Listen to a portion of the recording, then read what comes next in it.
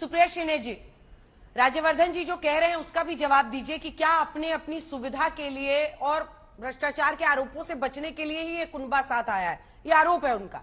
दूसरी तरफ मायावती को लाए बिना साथ क्या उत्तर प्रदेश की 80 सीटों पर बहुत बड़ा आप लोग रिस्क नहीं मोल लेंगे अगर वो अलग से चुनाव लड़ती हैं, जैसा कि अभी तक उन्होंने संकेत दिए हैं कि वो अकेले ही चुनाव लड़ेंगे? मैं दोनों बातों का जवाब दूंगी। आप सबको मेरा नमस्कार। कहते कहते भाजपा के प्रवक्ता भूल गए, ये मीटिंग मुंबई में हो रही है, पटना में नहीं हो रही है। कुछ और भी इन्होंने तार्किक रूप से गलत बातें कही, पर उसके लिए फेमस है तो मैं उसमें नहीं पढ़ना चाहूंगी। चोरी चकारी की बात ये करते हैं। ये एक फोटो दिखाना चाहती हूं। शाम को प्रधानमंत्री मोदी ने कहा कि इन्होंने 70,000 करोड़ रुपए का भ्रष्टाचार और घोटाला किया था। अगले दिन गलबैया करके सरकार में शामिल हो गए, साथ में डिप्टी चीफ मिनिस्टर बना लिया।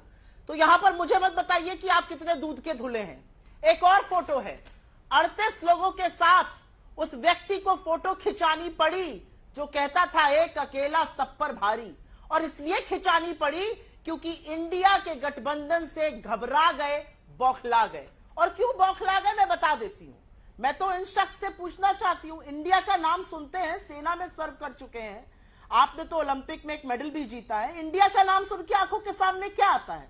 हमारी आंखों के सामने तो Indian navy, Indian army, Indian defence, Indian police, Indian institute of technology, Indian institute of management, ISRO जैसी संस्थाएं आती हैं आपकी आंखों में। लेकिन इंडिया का नाम सुनकर और आपके आका की मुंह पे और उनके दिमाग में आता है Indian Mujahideen, east India company. ये हम में और आप में अंतर है। आप चोरी चकारी की बात कर रहे हैं, 10वें साल सत्ता में आप हैं। और ये दो बातें कहकर अपनी बात खत्म कर लेती हूं क्योंकि हास्यास्पद बात कह गए। 10 साल से सत्ता में है, कब तक ये चोरी चकारी का झुंझुना बजाते रहिएगा? 10वें साल में अगर किसी ने चोरी करी थी तो हवालात में डाल देते। एक कन्विक्शन नहीं कर पाए 10 साल में, क्योंकि सबको पता है कि राजनीति से प्रेरित आपके फ्रंटल बन चुकी एजेंसियां चलती हैं। और वही बातें आप लोग आकर टीवी डिबेट में कहते हैं। ये असलियत है कि जो जहर आप लोकसभा में उगलते हैं वो कहने की हैसियत आप लोगों की बाहर नहीं, क्योंकि डेफेमेशन होगा। एक और बात कहती हूं, इस सरकार ने, इन प्रधानमंत्री ने 2 करोड़ रोजगार देने का वादा किया था। अब 51,000 वो नियुक्ति पत्र बांट रहे हैं जो पद पहले से ही स्वीकृत थे सरकारी नौकरियों में और किसी कारणवश भरे नहीं गए। आज की तारीख में प्रमोशन लेटर प्रधानमंत्री जी बांटकर उसको रोजगार मेला लगा रहे हैं। पता है क्यों कर रहे हैं? क्योंकि यही इंडिया की ताकत है।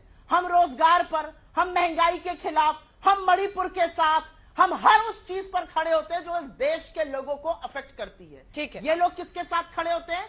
एक ऐसा कार्यकर्ता जो आदिवासी के सिर पर पेशाब करेगा, एक ऐसा कार्यकर्ता जो दंगे कराने के लिए सबसे सामने खुलकर आ जाएगा, एक ऐसा व्यक्ति जो लगातार झूठ बोलता है। अरे भाई, कितने जुमले दीजिएगा आप इस देश को? 10 साल में यह देश जुमलों से उकताकर अपनी बात सुनाना चाहता है, आपके मन की बात नहीं सुनना चाहता है। जो झूठ वहां परोसते हैं वो टीवी डिबेट पर मत परोसा करिए, क्योंकि यहां पर काउंटर करने के लिए बड़े तथ्य दिए जाते हैं आपको। मायावती जी पर आपने पूछा, और मुझे ऐसा लगता है कि हमारा ये जो गठबंधन है, हमारा अपना जो कुनबा है, वो लगातार बढ़ता जाएगा। आप देखिएगा कि कैसे कैसे 2024 आते आते इनके जो बहुत सारे घटक दल इनके साथ आज मजबूरीवश बैठे हुए हैं, वो भी हमारे साथ आएंगे। कुछ नाम मैं ले नहीं सकती हूं।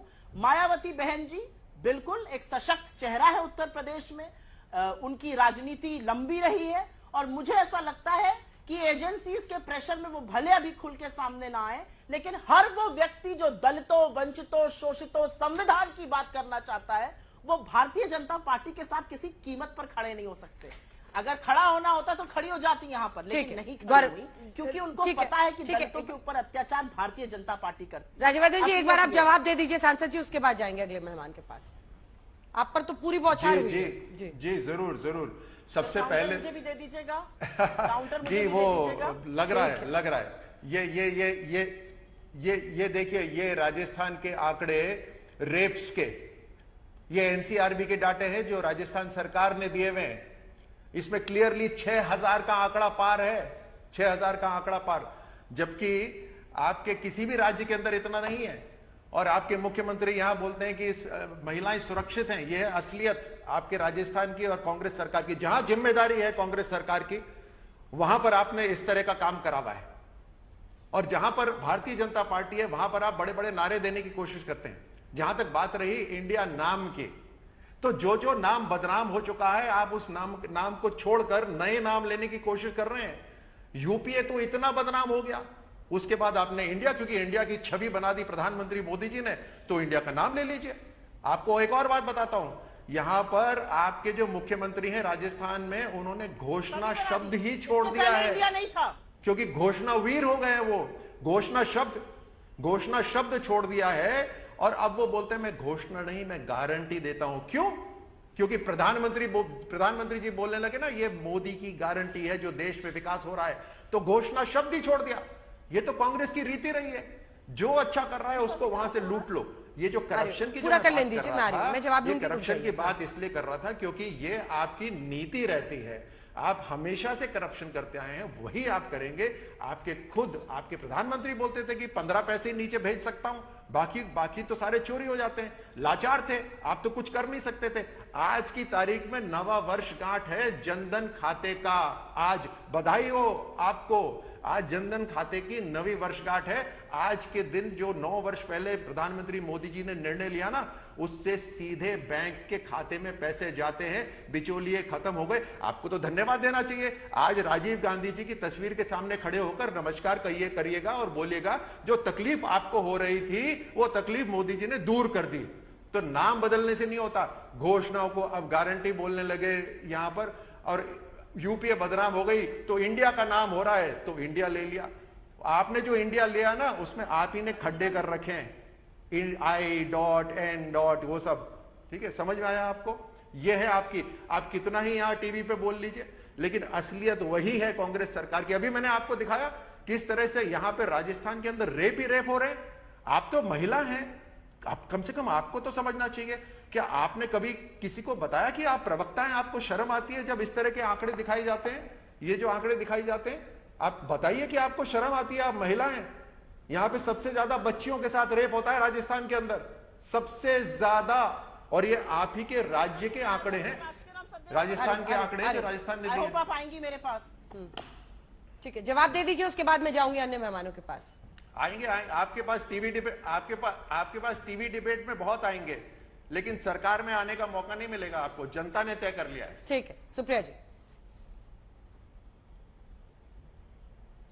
इतना अहंकार रावण को नहीं था अपनी सत्ता का, तो जितना अहंकार आप और करिएगा अच्छा रहेगा, क्योंकि अहंकार भगवान को बर्दाश्त नहीं है। ये देश की जनता आपके अहंकार का हिसाब करेगी 2024 में, और उसके पहले राजस्थान की जनता आपके अहंकार जो आप दिखा रहे हैं बाकी दुनिया में तोड़ेगी 2023 में। जितना अहंकार और जितनी अभद्रता आप लोग दिखाते हैं और दिखाइए, क्योंकि देश को पता तो चलना चाहिए कि आप लोगों के चिकने चुपड़े चेहरों के पीछे कितनी विकृत मानसिकता है। आप महिलाओं की बात कर रहे हैं, बीच में मत बोलिए, मैं आपके बीच में नहीं बोली थी। आपने कारगिल का सपोजिटली युद्ध लड़ा था, कारगिल के एक योद्धा की पत्नी को नग्न टहलाया गया, उसके योनियों और उसके स्तनों को छुआ गया। आपकी इतनी नैतिकता नहीं थी कि आप उसके पक्ष में बोल सकिए। मणिपुर पर आप बोल नहीं पाए और आप यहां पर आकर मुझसे अभद्र भाषा की बात करेंगे। आपसे मैं एक और सवाल पूछना चाहती हूं, इंडिया की छवि मोदी जी ने बना दी? जी नहीं, यह देश शाश्वत है। आप भी चले जाइएगा और हम भी चले जाएंगे, और आपके आने से बहुत पहले और हमारे आने से बहुत पहले भारत, हिंदुस्तान, इंडिया था, और यहां पर किसी की औकात नहीं है कि इंडिया की कोई छवि बना दे। इंडिया एक जीता जागता देश है और 140 करोड़ लोगों का दिल इंडिया के लिए धड़कता है। ये मुगालते में मत रहिए कि किसी एक व्यक्ति ने छवि बना दी। आपसे मैं 2-4 सवाल पूछ लेती हूं, आपको बड़ी आपत्ति होगी मेरे सवाल पूछने पर। यह तस्वीर है अडानी जी की और मोदी जी की, बड़े परम मित्र हैं। चुप रहिए और सुनिए मेरी बात। अडानी जी और मोदी जी बड़े परम मित्र हैं। मोदी जी अभी ग्रीस गए थे, अब पता चला वो ग्रीस क्यों गए थे, इसरो पहले क्यों नहीं आए? इसलिए गए थे क्योंकि वहां पर पोर्ट पर अडानी जी व्यवसाय करना चाहते हैं और अब उनको डील मिलने वाली है। हर बार फॉरेन ट्रिप इसीलिए लगाइएगा क्योंकि मित्र को मिलेगा, और फिर आप आके यहां पर हमें पाठ पढ़ाइएगा। मैं तो आपसे सिंपल सवाल पूछ रही हूं, आपकी डबल इंजन की सरकार मणिपुर में थी, आपकी डबल इंजन की सरकार मध्य प्रदेश में चल रही है, आपकी डबल इंजन की सरकार उत्तर प्रदेश में चल रही है। क्यों इन डबल इंजन की सरकारों में औरतों के साथ, आदिवासियों के साथ, दलितों के साथ वो शोषण हो रहा है जो हो रहा है?